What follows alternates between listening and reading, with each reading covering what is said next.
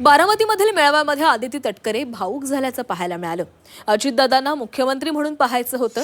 काकींच्या माध्यमातून ते स्वप्न पूर्ण होईल। बारामतीमधील मेळाव्यात आदिती तटकरे यांनी हे वक्तव्य केलंय। सगळ्या कार्यकर्त्यांचं नेहमी स्वप्न राहिलं, आम्हाला दादांना मुख्यमंत्री म्हणून पाहायचं होतं। आमच्या सगळ्यांची ती इच्छा होती।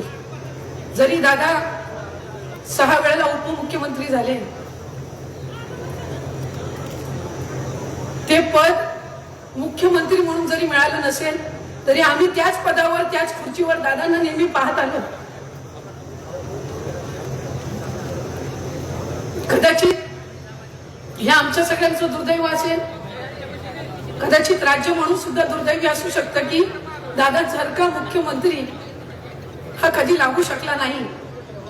पण मला खात्री आहे काकी ते स्वप्न तुमच्या माध्यमातून हे पुढच्या कालावधीमध्ये पूर्ण होईल।